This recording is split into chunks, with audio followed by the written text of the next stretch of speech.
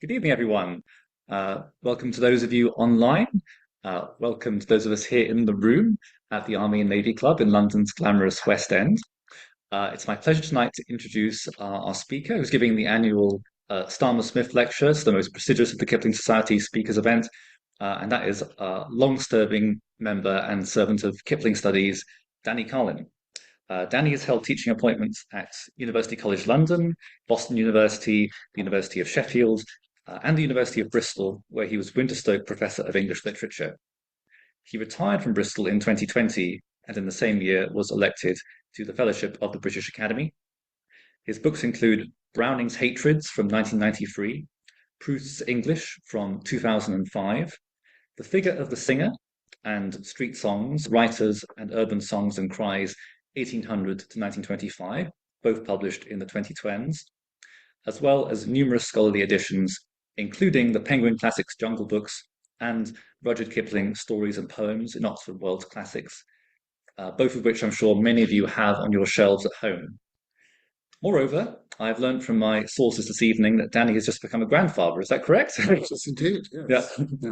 Yeah. And tonight he's to deliver the Stamer-Smith lecture on how Mowgli became a monkey and other unjust stories. Over to you, Danny. Thank you very much, Alex. Um, my talk somewhat perversely resembles a meal in which the pudding is served first. That's to say, there's entertainment at the start, I hope, followed by a main course of meaty thoughts. However, I've tried to keep the proportion the other way around as well, so there's more pudding than you might expect. But I thought I should warn you at the outset that I shall at some point be taking off my jester's cap and bells and putting on my professorial mortarboard. One other caveat.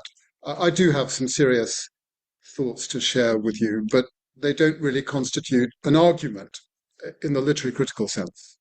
I don't have a case to make or a proposition to demonstrate. It all began with an observation which intrigued me and continues to intrigue me, but it wasn't a puzzle I set out to solve or a question to which I can now claim to have the answer. Something came into focus for me like a figure in a landscape, and as Hercule Poirot would say, it gave me furiously to think. When I say it began with an observation, I mean that literally, a thing seen, or rather noticed, because I'd seen it before without being struck by it. I was in the Westgate shopping centre in Oxford, that desolate place, and happened to walk past the Mowgli restaurant. Mowgli Street Food is a well-known chain of Indian restaurants. There's one in Bristol where I live, and I hasten to say I've absolutely nothing against them as such. What caught my eye was the logo, and this is the photograph I took of it. So this and this, even more germane to the purpose, can you click on? Yeah, is a version of the company's logo, which I found on its website. I must have seen this logo before, but I'd never properly looked at it. And what struck me was its absurd, its preposterous incongruity. If there's one creature from the Jungle Books who ought not to be paired with Mowgli, let alone merged with him, it's one of the Bandar-log, those pseudo or parodic humans who are both like and unlike us, who present us with a dark, distorted mirror of our nature and behavior, an image only slightly less fearful than that of the Yahoos in Gulliver's Travels. Man goes to man at the last, says Carr at the end of the spring running. Man does not go to the Bandar-log. Mowgli had been given that opportunity once before, you will remember, in Carr's hunting. When, as he tells Baloo and Bagheera, the monkeys gave me nuts and pleasant things to eat, and they carried me in their arms up to the top of the trees and said I was their blood brother, except that I had no tail, and should be their leader some day. I'm not concerned here, I should emphasize, with the rights and wrongs of Kipling's witty Darwinian fable. I'm taking the non-alignment of man and monkey as a given. In Kipling's fable, the admission of blood brotherhood between man and monkey would allow for the possibility of regression, so that Mowgli being taken, you notice that wonderful double-edged phrase, to the top of the trees, would represent not an ascent, but a descent from his evolutionary status. To be the leader of the monkeys is a lesser thing than to be the master of the jungle. I began to think in a groping, directionless way about what the logo might signify. It was a sign, obviously, but no sign means the same thing to everyone at all times and in all places. Signs are variable, not to say unstable. What this sign said to me in the moment I noticed it was that the person who designed it cannot have read the Jungle Book, or if they had, didn't realize or didn't care that their linking of Mowgli and monkey might seem wrong-headed. Perhaps it was asking too much of the designer of a logo to acquire merit as a literary critic. But then I had a further thought, a more disconcerting one. Suppose there was no connection at all between the design of the logo and the Jungle Book, Kipling's Jungle Book, I mean. Suppose the name Mowgli was associated by the designer not with the original character in a book, but with his avatar in the Disney film. If the Jungle Book has not quite been forgotten, it's certainly less present in our culture than was the case, say, 40 or 50 years ago. The Disney film has a greater claim to be a popular classic. The image conjured up for most people by the name Mowgli is likely to be this one. And the relation between Mowgli and the monkeys will look like this. The film's travesty of the original is both interesting and enjoyable, and I'll say more about it later in the talk. But for now, I only mean to point out that if the conjunction of Mowgli and monkey derived from Disney rather than Kipling, it would not seem so odd, and would not give grounds for an elderly retired professor of English to get on his high horse. The Mowgli restaurant chain was started in 2014, and it's possible, though I'm speculating here, that the designer of the logo was influenced by an earlier instance. The long-tailed monkey resembles the logo of the Kipling Bag and Clothing Company. So you can see there's a sort of, I can use my very wonderful pointer here. Just the shape of the monkeys is similar-ish, I would say. The company's website explains its origin. Hi, we're Kipling, a phrase never uttered at a meeting of this society. Just. When you see our furry monkey keychain, you know it's us. The founders of Kipling were inspired by the children's popular and playful story, The Jungle Book. In the spirit of fun and adventure, our iconic monkey keychain was born. Here's a seasonal example of the iconic doodah. I should emphasize, of course, that other animal-themed Christmas keychains are, of course, available. Again, my guess would be that the phrases children's popular and playful story and spirit of fun and adventure don't derive from a reading of the book. But I'm also struck by the fact that it's Kipling and not Mowgli who's tagged with the monkey logo. Whether by chance or design, this is a more plausible association if we think not of the Bandar-log, but the langurs of the miracle of Purun in the second Jungle Book, the big grey-whiskered monkeys of the Himalayas, who are the first animals to befriend the Bhagat, for they, like their author, are alive with curiosity. Am I making heavy weather of this? I'm ready to admit, at any rate, that in reacting as I did to the Mowgli restaurant logo, I jumped to conclusions. But the matter doesn't end there. The fact that Disney's Mowgli has displaced Kipling's may be an accident of cultural history, but it also tells us something more general about literary authority, about whether authors can or should have a say in how their creations are made use of, especially when these creations travel through time. I have feelings about this as well as thoughts, and I will say more about this issue in the second part of my talk. Now I'm going to look at some other examples of the appropriation or misappropriation of names and characters from the Jungle Book. Appropriation, to be clear, means that the author was not consulted and did not give his sanction. And that explains why I won't be talking about Baden-Powell and the Cub Scouts. Kipling gave Baden-Powell his blessing, and the names borrowed for the Cub Scout movement do at least correspond in some degree to their literary originals, even if, as I can testify from personal experience, not every pack leader truly resembles a Kayla. Let me begin then by introducing you to the earliest example I have found of a character being relocated from Kipling's jungle. And I should say, if you suffer from arachnophobia, look away now. This is Bagheera kiplingi, a species of jumping spider found in Central and South America. There are 4 species in the Bagheera genus, which was so named by George and Elizabeth Peckham in 1896, 2 years after the publication of the first Jungle Book.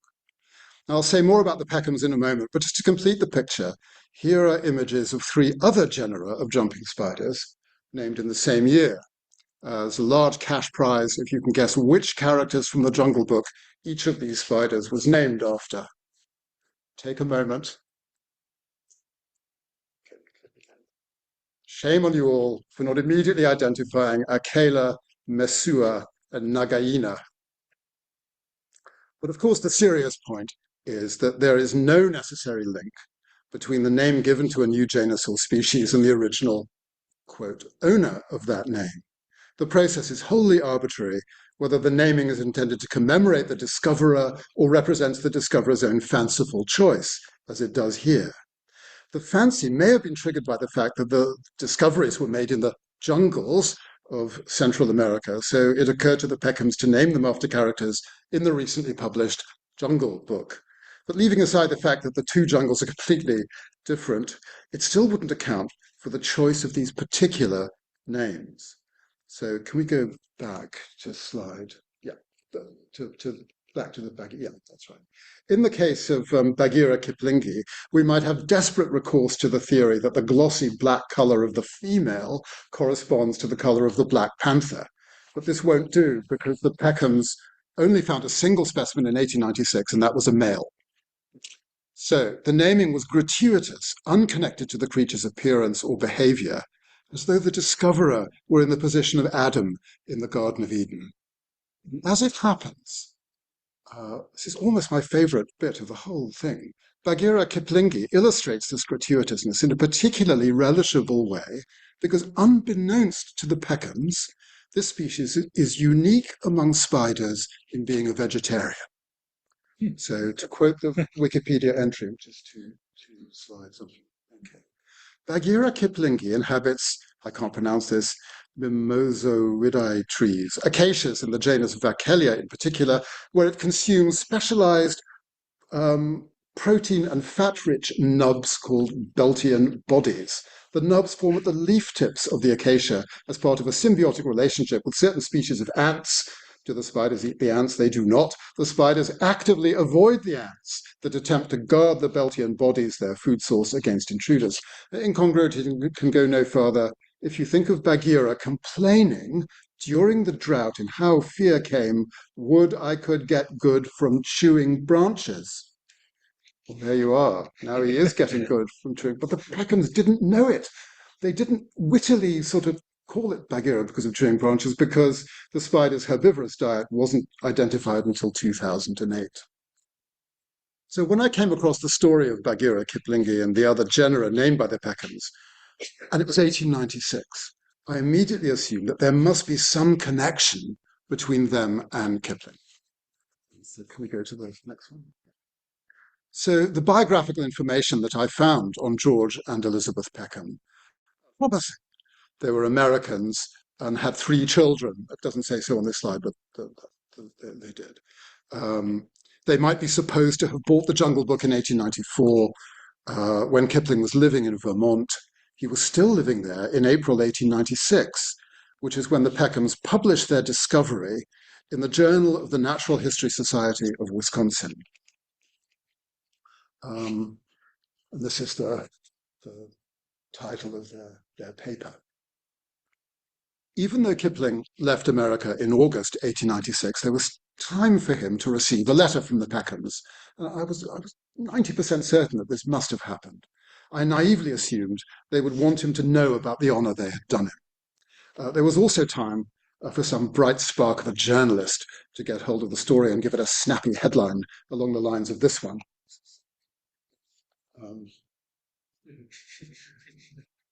Which I regret I've had to make up for myself, as you can tell from the date. Kipling was certainly famous enough to warrant this kind of facetious attention, but to my surprise, I found absolutely nothing. It's indicative that the first mention of the episode in the Kipling Journal comes in an editorial note in the issue of March 2010, in which the editor, the late David Page, reported that a member of the society, John Seriot, had drawn his attention to, quote, the Jungle Book spiders, of whose existence he was, again I quote, completely unaware. And if David was unaware of it, that really was saying something. As far as I know, the Peckhams did not, in fact, get in touch with Kipling, and nor did anyone else. It's perfectly possible that he went to his grave never having heard of Bagheera Kiplingi. There are no jumping spiders in his writing. The Peckhams seem to have lifted the names on a whim and thought that it was no one's business but their own. Their choices are enigmatic to me. Akela, Bagheera, Mesua, Nagaina. 3 of them from the Mowgli stories, 1 from Rikki Tikki Tavi, a wolf, a panther, a woman, a female cobra. If there's a pattern here, I can't see it. And perhaps the sheer randomness is the point. The wave of a bug hunter's wand, like the wand of Circe, is enough to transform 4 fictional characters into spiders. And I would add that their fate has conferred on them a kind of immortality, fixed in the nomenclature of science, immutable in ways that the transient shifting fortune of their literary originals can't match. Research into the family Salticidae will continue. Scientific papers will be published in which the names Akela, Bagheera, Mesua, and Nagaina will circulate, but without carrying any weight. Mere decorative handles, whose provenance, if it's known at all, will convey only the eccentric humour of the pioneers in the field. Now, the naming of these jumping spiders may seem an anomaly in my talk precisely because it comes so close in time to the actual Jungle Book before it achieved its status as a classic of children's literature, long before it was taken and driven away by Disney. Yet the Peckhams display the same disregard for the original purport of the names as the designer of the Mowgli restaurant logo, and arguably with less excuse. The displacement of the characters of the Jungle Book by their Disney avatars gives the owners of Indian restaurants and takeaways, for example, some justification for advertising their business with the name of a man-eating tiger. I came across these 3 examples in a very superficial search. My guess is that there are probably dozens of others, both in the UK and elsewhere. And by the way, Shere Khan is also available as a fantasy pin. There it is. And my favorite, an ornamental goblet. Goblet. In this latter incarnation, he is accompanied by Baloo. Go to the next one. There's the Baloo ornamental goblet, who also features on the cap of a bottle of bath soak, which pays additional tribute to the bare necessities. I'm sorry, my image is a bit blurred. It's advertising itself as prickly pear flavour. This does at least remind you that the original Baloo is a stickler for cleanliness and that Mowgli bathes regularly, though not, as far as I can recall, with the aid of any beauty products. Now, I should make clear at this point, I don't mean to disparage or sneer at the Disney film, and I now regret the scorn with which I alluded to it nearly 40 years ago in my introduction to the Penguin Classics edition. I didn't have children then, and hadn't learned to cherish the wonderfully imaginative and funny and joyful experience the film offers.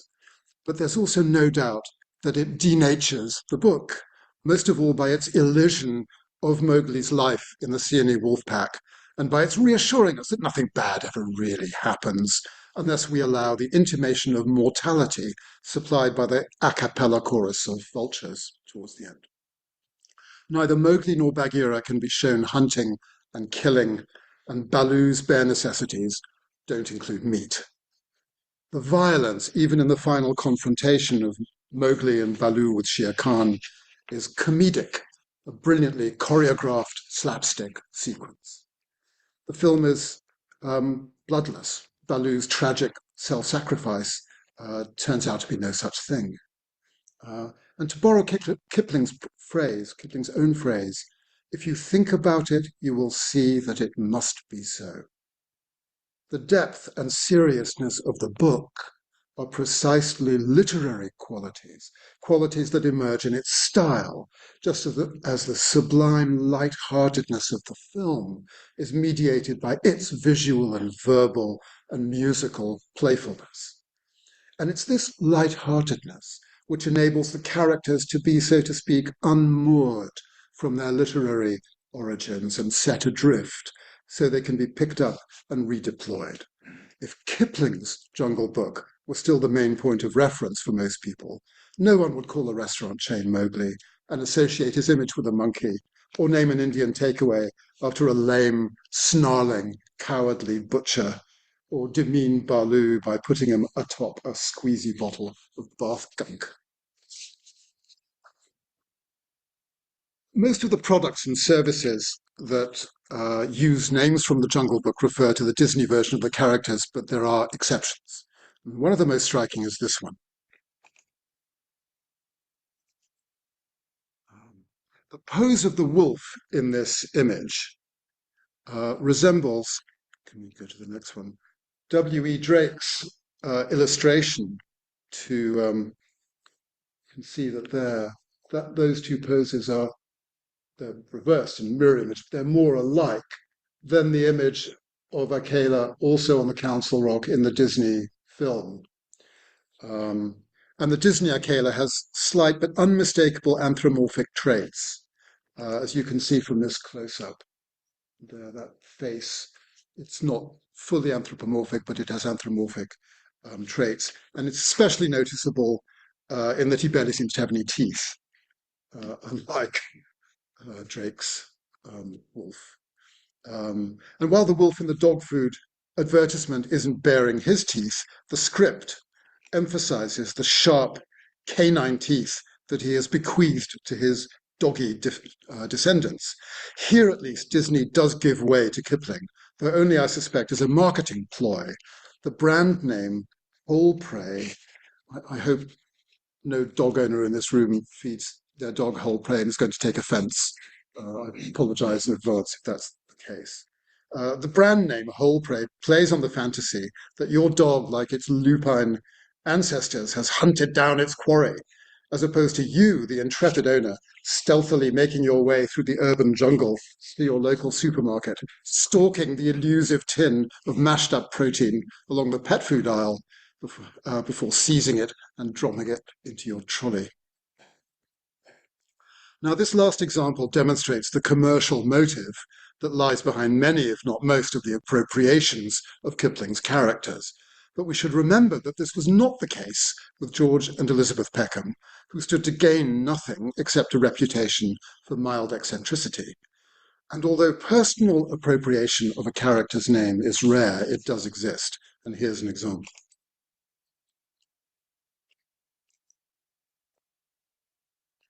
At first glance, this looks like the logo of a travel company, but it's not that. Hello and welcome. We are Akela. We, a family of 3 from Austria, have wrapped up an extraordinary journey, a 7-year circumnavigation of the globe in an old rebuilt truck. What began as a simple desire to explore the world evolved into an unintended yet profound field study, fundamentally changing our perspective on our planet, and it redirected our focus into the world of conservation. The family are Leander, Maria, and their son Lennox. The truck is a 1977 Mercedes-Benz LA 911B, which they nicknamed Akela. So Akela is the name of the truck, which went on this circumnavigation. The journey has been documented on multiple online platforms, Facebook, Instagram, YouTube, etc. None of the films or podcasts I've seen explains why the name Akela was chosen. Neither in Kipling's Jungle Book nor Disney's does Akela actually go anywhere, let alone circumnavigate the globe. And he doesn't really do anything particularly adventurous. He's the leader of the wolf pack. Perhaps the allusion is to his age and durability, but I think it's more likely that it was intended simply to evoke wildness or the primitive.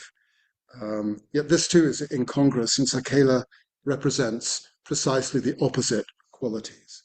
He is preeminently a social creature, inhabiting a world governed by a complex code of behavior. He is not a good emblem of eco-romanticism. We're back where we started, with the appropriation of a name or character as fundamentally an arbitrary act, imposing meaning on the name rather than deriving meaning from it.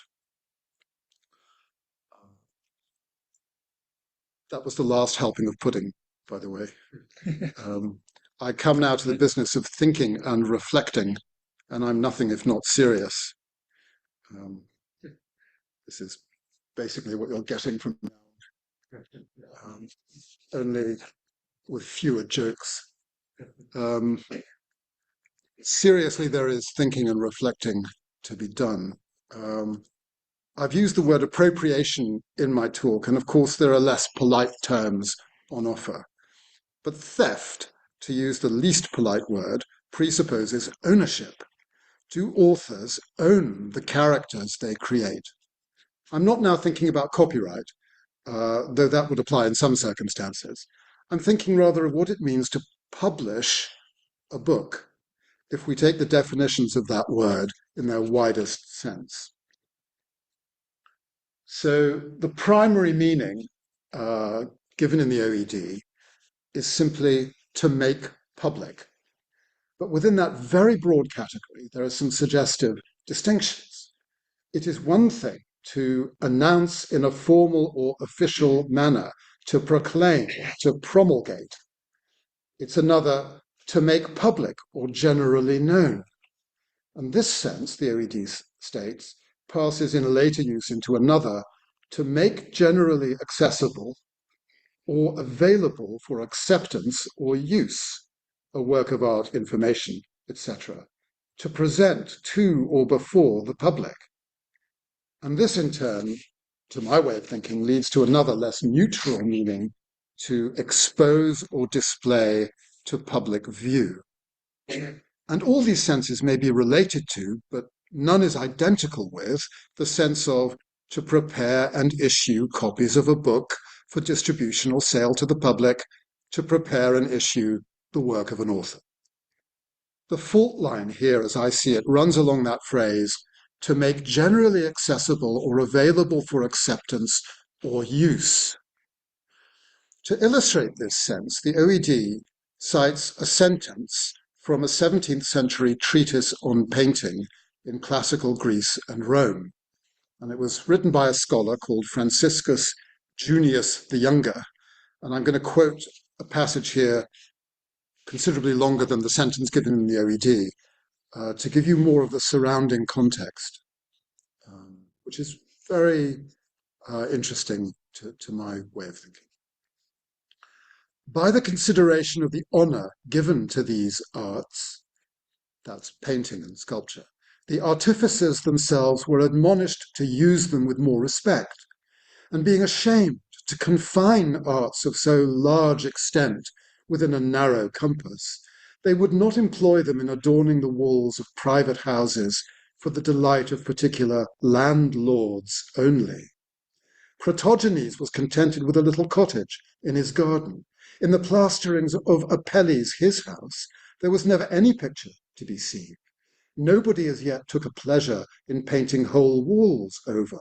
All their art was for cities, and the painter was a public thing for the benefit of all countries, saith Pliny. There is extant a most magnificent and worthy oration of Marcus Agrippa, saith the same author, concerning the publishing of all pictures and statues, which were better it had been done than that they should be banished and confined to some country houses. The old artificers, therefore, as they would not have their works smothered up in some private corners, so were they very careful in publishing them. The publishing of all pictures and statues means exposing everything to public view.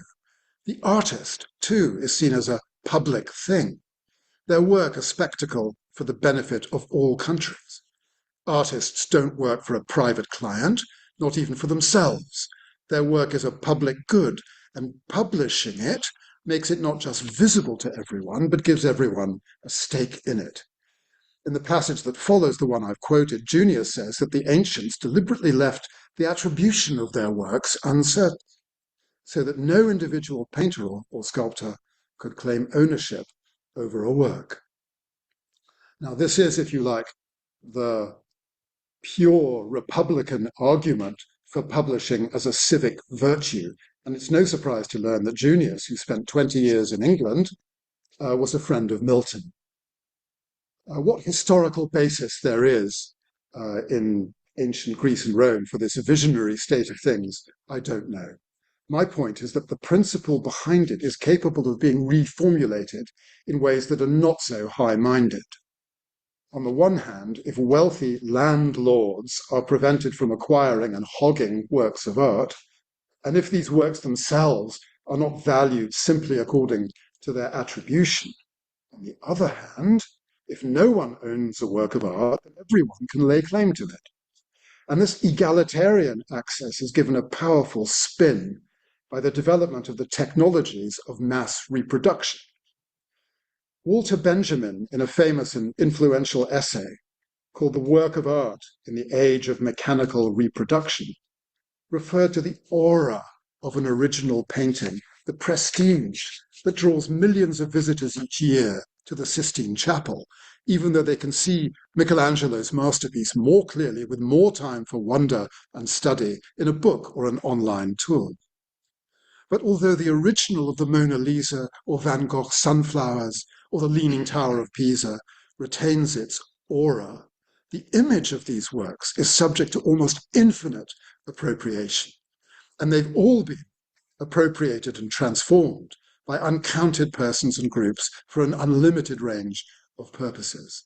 The act of publishing something therefore poses a fundamental paradox by which the artist's conception is exposed in a double sense, made visible and simultaneously made vulnerable. In the literary domain, a particular version of this paradox affirms the link between author and authority and immediately undermines it. Authors can tell you what they mean till they're blue in the face, but their pronouncements don't have the force of law, or rather the territory opened up by the act of publication is without law. It's not a comforting thought that the tribe of readers resembles the Banderlog more than it does the Siamese wolfpack. Authors, as Kipling knew, have to bear to hear the truth they've spoken, twisted by knaves to make a trap for fools. Because neither knaves nor fools, nor indeed respectable literary critics, can be prevented from going through the door which publication has opened. And what applies to interpretation applies equally to what I've been calling appropriation. Within the limits of copyright law, and these days such limits are virtually unenforceable, there is simply no way of preventing a literary character from being, in a phrase I'm borrowing from Robert Browning, deformed, transformed, reformed, informed, conformed, to whatever purpose or shape the the deformer, reformer, transformer, informer, or conformer desires. And Kipling is now, in any case, out of copyright. If we want to protest on his behalf, not against appropriation as such, that ship has sailed, but against certain kinds of appropriation, which we might think of as trivializing or disrespectful or intellectually incoherent, we have to begin by acknowledging our lack of authority to make such judgments, certainly to make them stick. I ought in conscience to state the case for the opposition here. It could be argued that the alternative to the freedom we have to do as we please with literary works is censorship, or the imposition on a text of a single immutable meaning. We have experience of how this works with the various attempts through history to fix the interpretation of the Bible according to one or another theological system. People died as a result of those attempts. We can't imagine, really, a world in which there was an authorized version of the Jungle Book, or a law prohibiting the use of fictional characters in contexts other than those relating to their literary origin or which preserved their dignity. Why then protest at all? Why not just avert your gaze from the figure of Baloo on top of the bottle of bath soak? After all, the product itself may be of excellent quality. A former colleague and friend of mine, after listening to me ranting and venting about the Mowgli street food logo, couldn't see what the fuss was about, thought I was being a bit priggish, and told me that Nisha Katona's Mowgli cookbook has some of the best recipes she knows. And she, my friend, loves Indian and South Asian food and is a very good cook. That's what matters, isn't it? Well, yes and no. Or rather, if I'm being honest, just no. Let me go back to that first image, the one that started me thinking. I'm being unreasonable, I know, but the feeling I have is stronger than reason and springs from my primitive attachment, not just to this book, though that goes deep, but to a conception of authorship in general as deserving of respect. This is a word we hear a lot these days. Individuals and groups demand that we respect how they think of themselves, how they wish to be thought of. But no one thinks of extending this principle to a book. It may be argued that since a book is not a person, it may be treated with indignity. A book has no feelings, and obviously by the very fact of being published, no right to privacy. But I take the opposite view.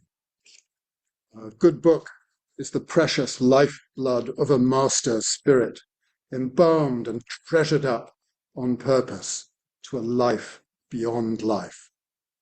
Milton's affirmation has not grown stale to me through familiarity or repetition. To me, it is plainly true that a book can be treated with indignity, whether through ignorance or indifference or malice. And it's not much consolation, by the way, in the case of the Jungle Book, to rule out malice, because malice, after all, does pay tribute to the very integrity it seeks to corrode. Malice takes something seriously. It is more unsettling to me and more saddening to think that the integrity of the Jungle Book no longer matters, except perhaps in gatherings such as this one. It sometimes seems to me as though the book is lying like a lost coin on the bed of a stream, wavering in the uncertain light and the motion of the current, so that it's hard to reach down and grasp it. Yet I don't know. The elegiac note I'm striking may not be the final word.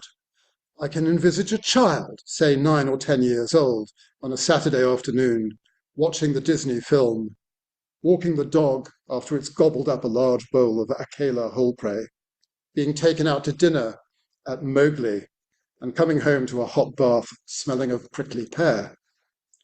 I imagine this child the next day picking up a copy of the Jungle Book and beginning to read it.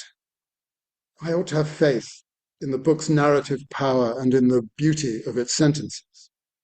Perhaps only a handful out of 1,000 such children will be gripped transported, immersed, drowned, and reborn, as I remember being. But that would be enough to ensure the life beyond life, which is promised to Kipling, our master spirit, and which heaven knows he has earned. Thank you.